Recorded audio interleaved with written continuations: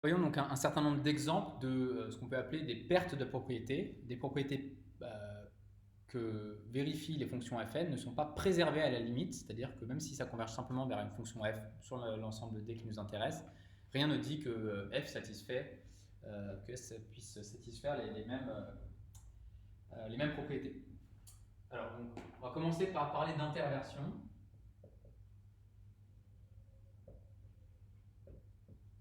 Euh, L'idée est la suivante. Imaginons qu'on ait une suite de fonctions. Je vais l'illustrer par exemple directement, peut-être c'est plus simple. Donc je vais prendre fn de x. C'est en fait déjà une série de fonctions. C'est la somme de k égale 0 à n des moins 1 puissance k et puissance k. Et ici on prend d égale moins 1, 0. Et n, disons, appartenant à n. Alors, vous voyez qu'ici, si je fais tendre x vers moins 1, donc on peut s'amuser à faire tendre pour n fixé, la fonction fn de x, quand x tend vers moins 1, ça admet une limite. Pourquoi? Parce que ce truc-là, c'est une brave fonction polynomiale. Donc, en x0 égale moins 1, fn de x0 tend vers, simplement par continuité, la somme de k égale 0 à n des moins 1 puissance k moins 1 puissance k. Donc ça fait 1, et puis des 1, j'en somme n plus 1. Donc pour chaque x0, pour chaque n, alors je vais insister, et ce pour chaque n.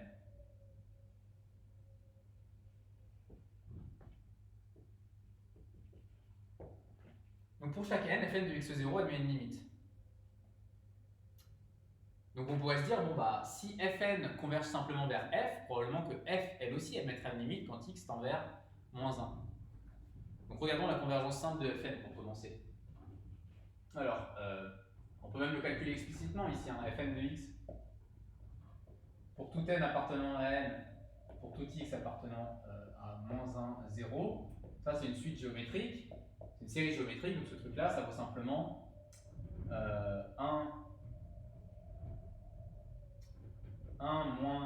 moins x puissance n plus 1 sur 1 plus x, sur 1 moins x, donc 1 plus x, et puis comme x est compris entre moins 1 et 0 strictement, à gauche, et bien ça tend, quand n tend vers plus l'infini, je devrais plutôt écrire soit donc, x0 appartenant à, 0, à moins 1, 0, fn de x0. Alors, la notation est déjà prise, donc là je vais faire un peu une entorse à mon règlement. X est fixé, je devrais écrire x0, mais la notation est déjà prise. Donc quand n tend vers plus l'infini, moins x puissance n plus 1 tend vers 0, puisque moins x est compris entre 0 et 1 et strictement, il ne peut pas valoir 1. Donc ça tend vers 1 sur 1 plus x.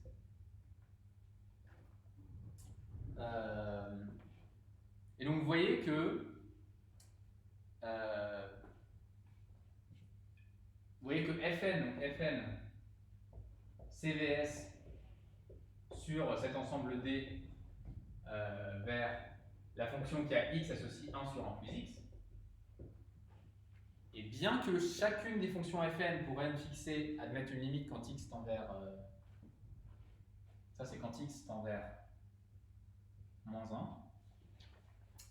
Bien que chacune, donc on regarde la limite de fn de x quand x tend vers moins 1 à n fixée, il y a une limite, c'est n plus 1. Et bien, même s'il y a une limite, la fonction f, et même si la suite de fonctions fn converge simplement, eh bien, vous voyez que la fonction limite, elle n'admet pas de limite quand x tend vers 1, tend vers moins 1. Et 1 sur 1 plus x, 1 sur 1 plus x n'admet pas de limite. En l'occurrence, ça tend vers plus l'infini. Quand x tend vers moins 1. Ok, donc voilà un premier exemple d'un résultat qui va être un peu décevant. Et on va poursuivre sur les interversions. Donc vous voyez, ça va être lié au fait qu'on va vouloir intervertir un terme. On aimerait pouvoir écrire aura-t-on, pour une certaine notion de convergence, on va voir que c'est la convergence uniforme qui permettra de le faire, on voudra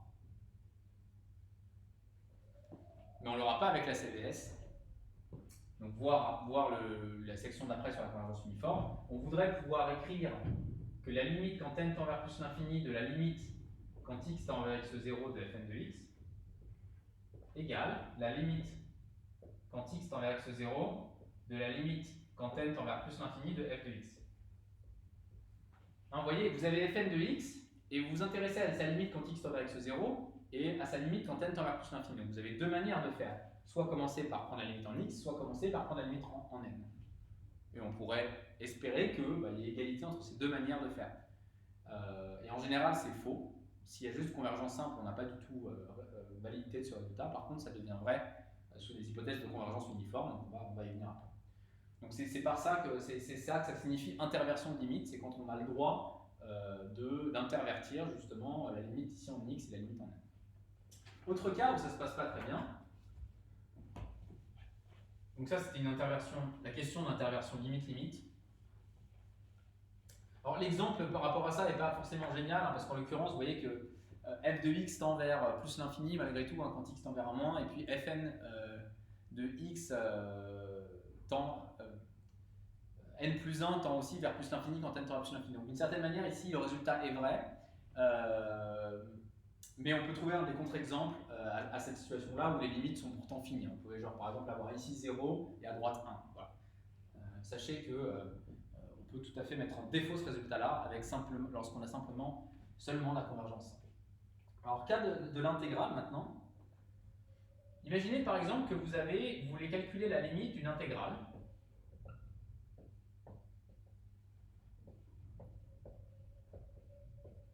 Lorsque n tend vers plus l'infini. Donc en gros, vous avez une intégrale d'une fonction et ça dépend d'un paramètre n, un entier naturel, et vous voulez faire tendre n vers plus l'infini. Si fn tend vers f, converge simplement vers f, vous auriez envie de dire, bon bah en fait, je vais dire que c'est pareil que de mettre la limite dans l'intégrale.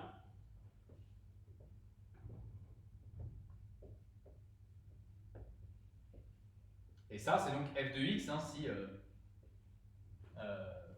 c'est donc f de x si fn converge simplement si CVS. Mais malheureusement, ça c'est pas vrai. On ne peut pas intervertir limite et intégrale quand on a seulement de la convergence simple. On va faire un contre-exemple de ça. Donc je vais prendre, donc exemple, fn de x, ça va être nx 1 moins x carré puissance n moins 1. Ici, x appartient à 0,1, j'imagine, 0,1. Et n appartient à, disons, n étoile. Donc voilà la suite de fonctions à laquelle je m'intéresse.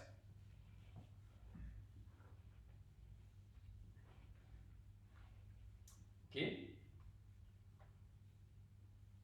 Alors cette suite de fonctions, on peut analyser sa convergence simple. Hein. Ici, vous pouvez vérifier que c'est pas très difficile. Alors, ici, vous voyez qu'on a quelque chose à la puissance n, et on sait que si ce quelque chose est strictement inférieur à 1, ça tend vers 0 très vite, exponentiellement vite, et le n n'y change rien, hein, même s'il y a un n devant. Donc, si 1 moins x carré est strictement inférieur à 1, ce qui correspond au cas où x est strictement positif, donc pour x0 strictement positif, eh bien n 1 moins x0 carré puissance n moins 1 tend vers 0 quand n tend vers plus l'infini. C'est la croissance comparée. Même si n tend vers plus l'infini, q puissance n avec q strictement inférieur à 1 l'emporte. Hein, et donc vous avez cet objet-là tend vers 0. Et bien sûr, le x0 qui est un brave scalaire, un brave réel qui ne bouge pas, ne change rien à cette convergence vers 0. Il reste à traiter le cas de x0 égale 0, auquel cas ça peut paraître embêtant parce qu'on a le n qui cette fois, ici ce truc-là ne tend plus vers 0, ça vaut 1. Heureusement, il y a le x qui nous sauve ici. Hein. Tout simplement, pour x0 égale 0, eh bien fn de x0 égale 0 pour tout n appartenant à n, et donc ça tend vers 0 quand n tend vers plus l'infini. Donc vous voyez qu'ici, il y a convergence simple de fn, donc fn, CVS vers la fonction nulle sur 0,1.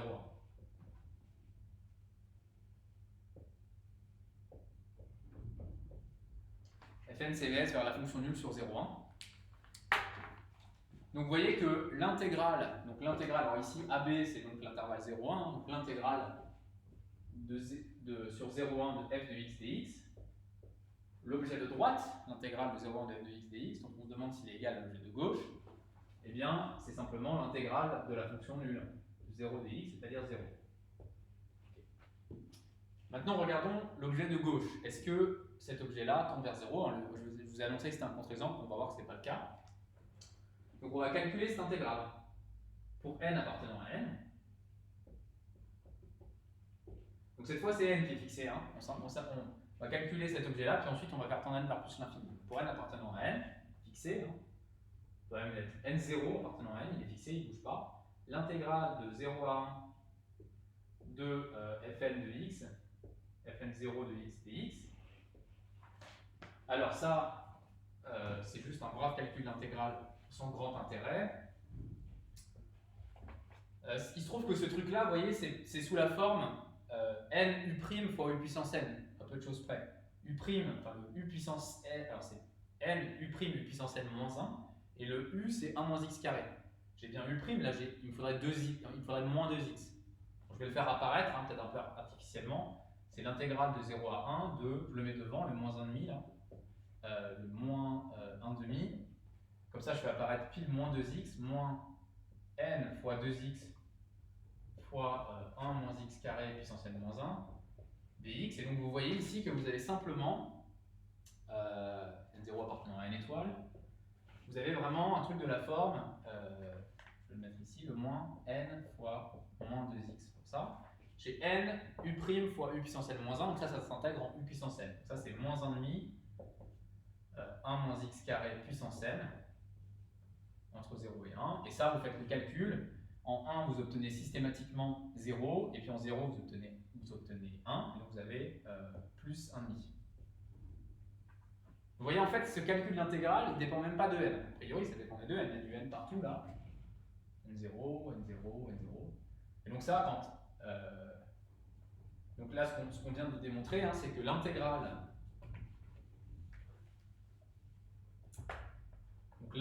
de 0 à 1 de fn de x dx, je vous fais remarquer que ça, ce n'est qu'une brave suite. Hein.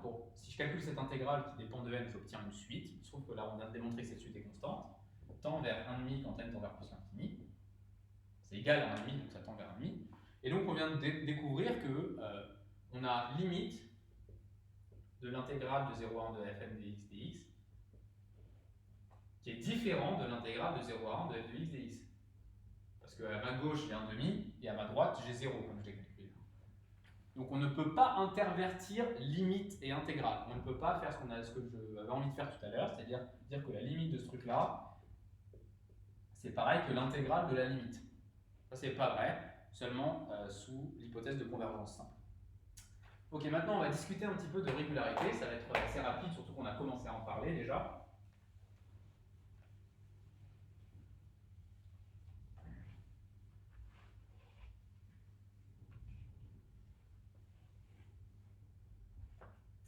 Donc allons-y pour quelques éléments sur la régularité cette fois.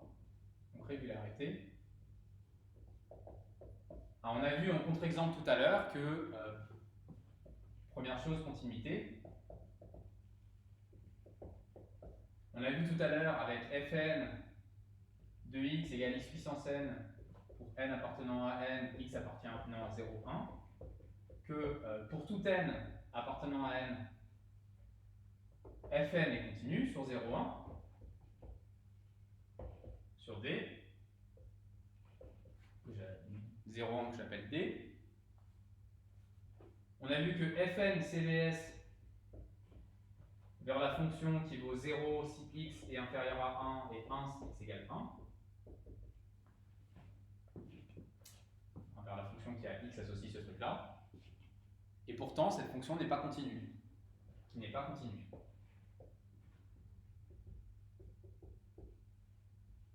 Sur d.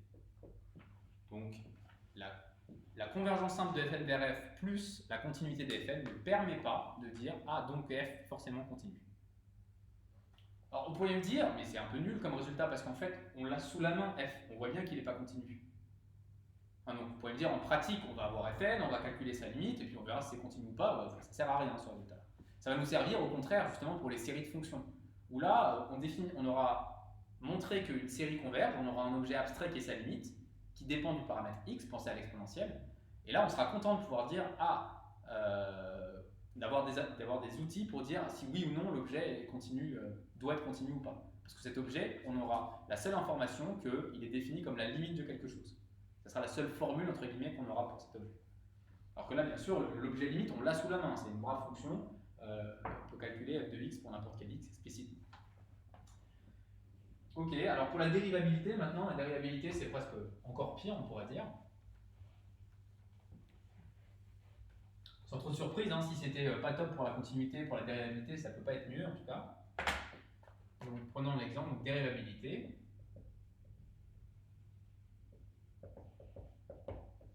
Et je vais prendre le même exemple que tout à l'heure. Fn de x égale sinus de nx sur racine de n pour x appartenant à R et disons n appartenant à une étoile. Bon, on a vu tout à l'heure que Fn, elle CVS vers f, la fonction nulle sur R. Bon, est-ce qu'on peut, c'est aussi une interversion d'une certaine manière, est-ce qu'on peut intervertir limite et dérivation? Est-ce que du coup, est-ce qu'on peut dire que f', vous voyez que les fonctions fn sont toutes dérivables, elles sont même de classe C infinie, f' tend vers f', f aussi est dérivable, c'est la fonction nulle, donc sa dérivée c'est 0, égale 0. Au sens de la CVS. Alors, en fait, on va voir que c'est pire que ce qu'on pourrait imaginer, c'est-à-dire que dans cet exemple-là, on va voir que f' ne converge même pas simplement. Donc, c'est même pas que éventuellement, la limite ne correspond pas à f', c'est qu'il n'y a même pas forcément convergence simple, et ça va être vite vu.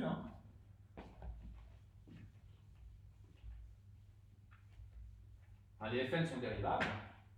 Pour tout n appartenant à une étoile, fn est dérivable sur R.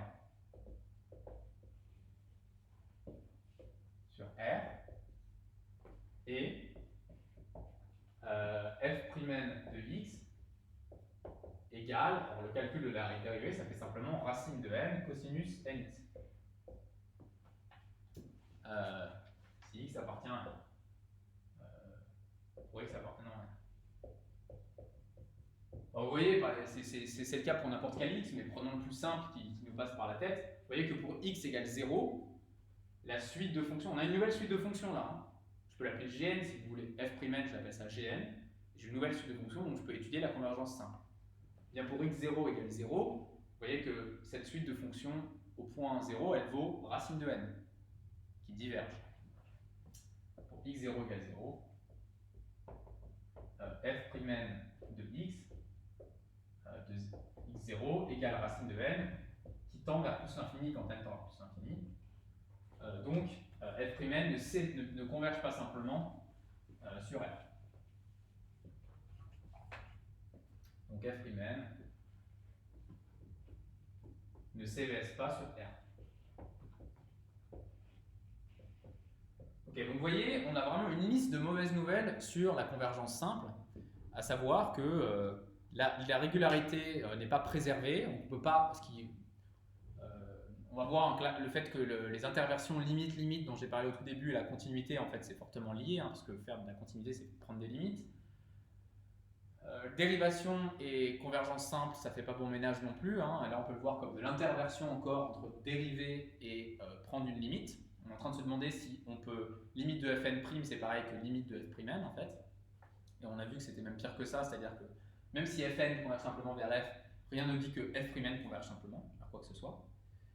On a vu qu'il y a des problèmes avec l'intégration. Bref, la convergence simple, c'est la notion la plus naturelle qui nous vienne à l'esprit. Elle est importante parce que c'est la plus simple et la première chose qu'on peut vérifier sur la convergence de fonctions. Mais en tout cas, elle n'est pas suffisante pour assurer la préservation des propriétés qui sont importantes sur les fonctions à la limite. Et ça, bien sûr, on va en avoir besoin, notamment pour les séries de fonctions. Donc la suite va être de donner une notion de convergence qui est plus forte, j'ai déjà un peu introduit cette idée-là, qui s'appelle la convergence uniforme et qui, elle, va répondre à, en gros, l'ensemble de ces problèmes.